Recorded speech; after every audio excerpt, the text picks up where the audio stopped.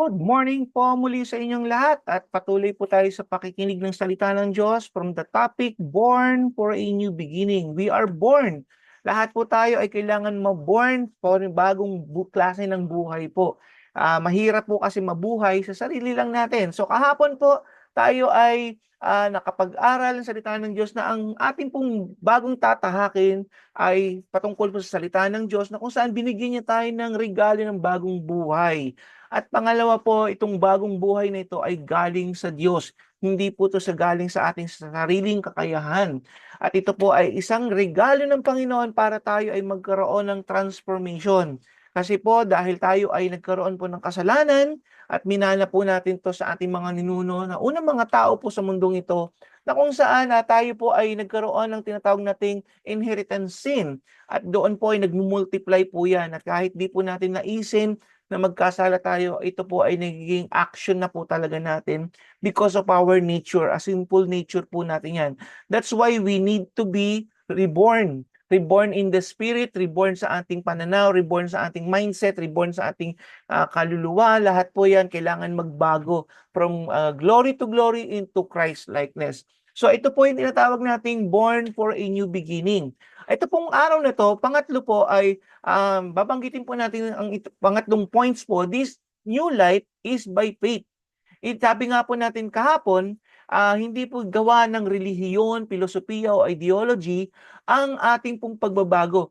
Ang ating pong pagbabago ay nanggagaling po mismo sa ating Diyos sapagkat siya po ang ating creator.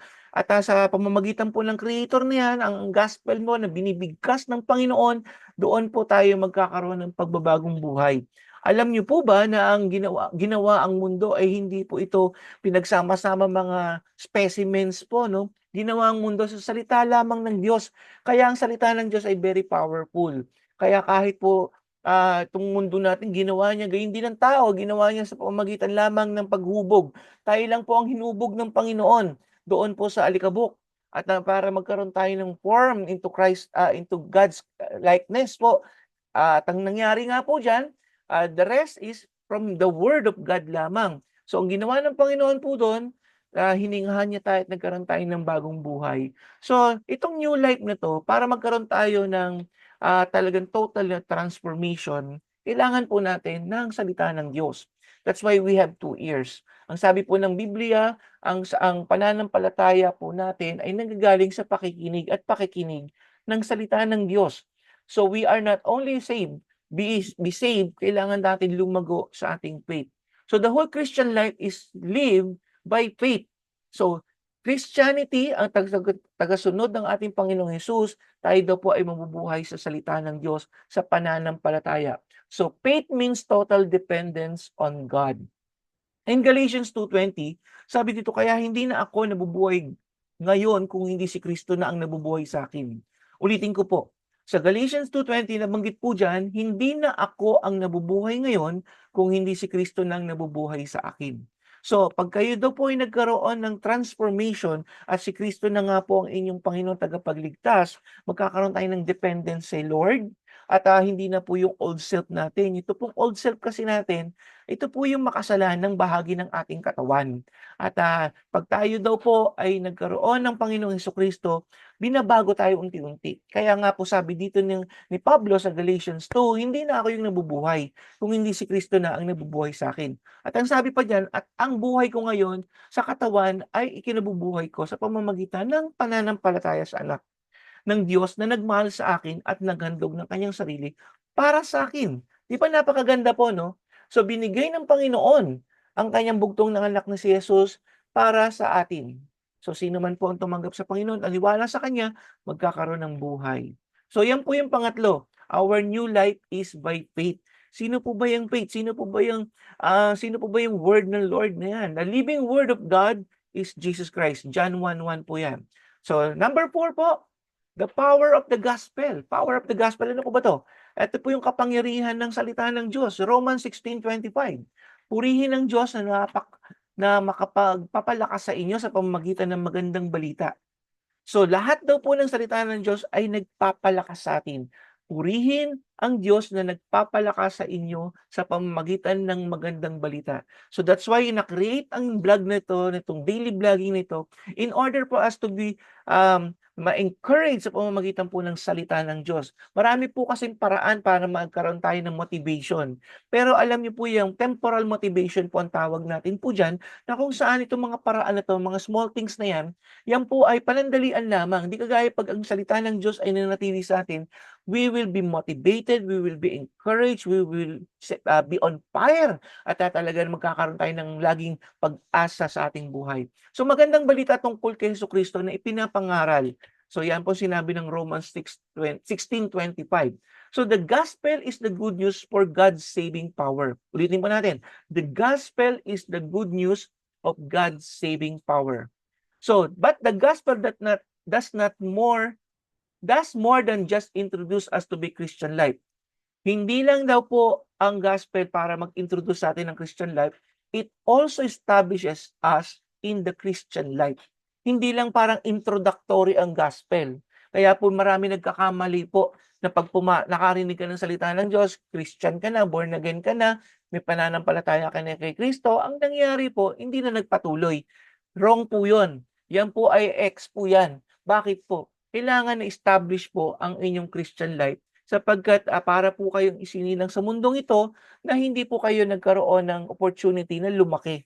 So ganun po ang nangyari po dyan. Pag kayo po ay nagkaroon ng experience na nagkaroon kayo ng rebirth sa inyong spiritual life, tapos hindi kayo nagpatuloy, you will be just like a baby na hindi lumago. Yan po ang magiging sitwasyon ng isang Kristiyano na nanatiling masasabi nating tinatawag na baby Christians o masasabi nating talagang namatay na po ang kanilang pananampalataya because they don't continue.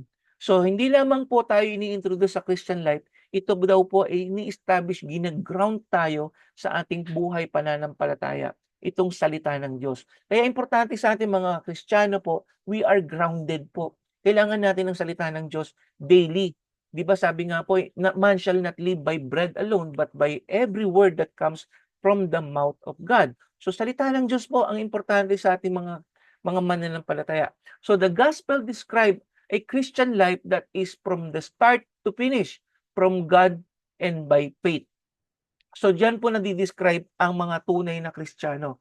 From start, tinanggap nila ang salita ng Diyos, hanggang sa dulo ng kanilang buhay, nandun sila sa salita ng Panginoon.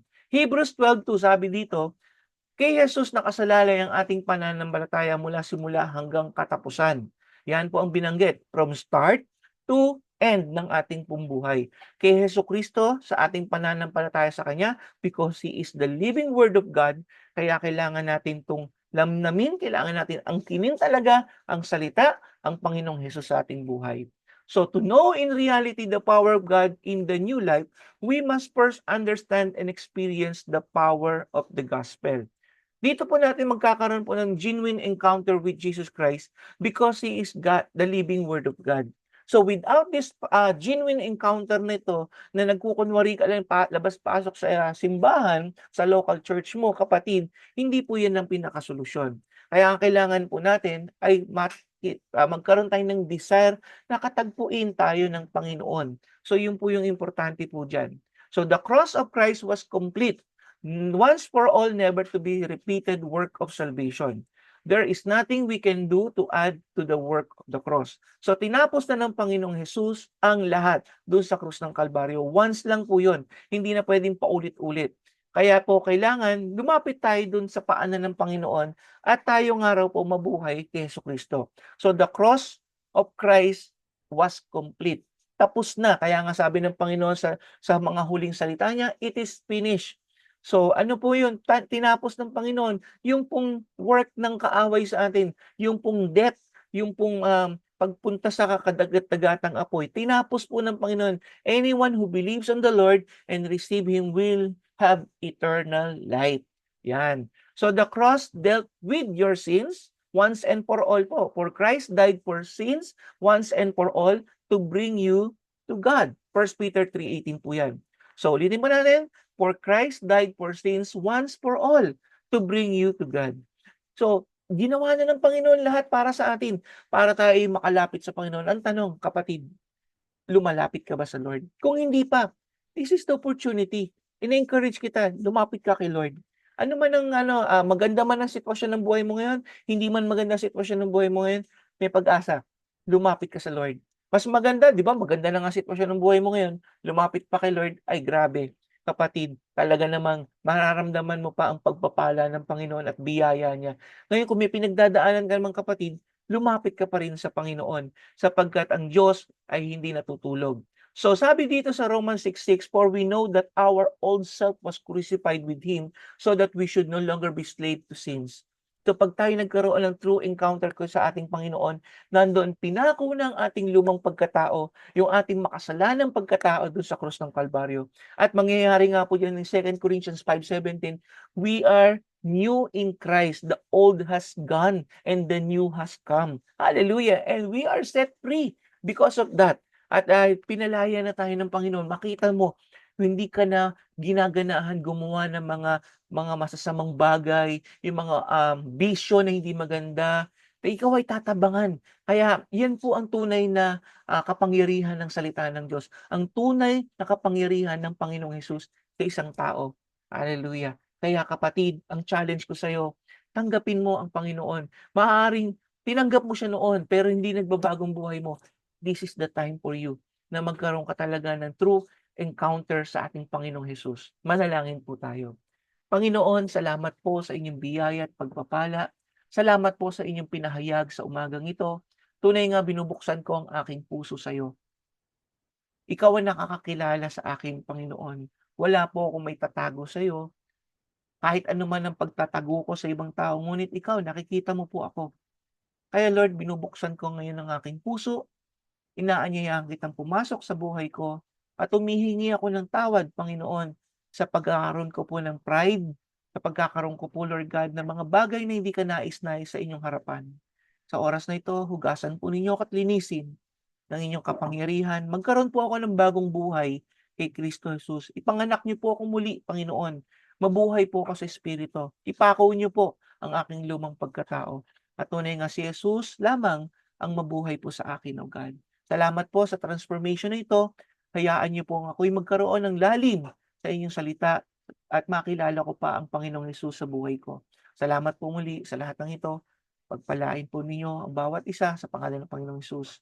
Amen.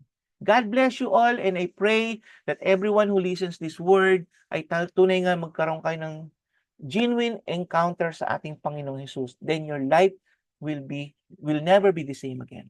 So God bless you, and see you po sa susunod na series po natin na Born series po na kung tawagin po natin. So kita-kita po tayo muli.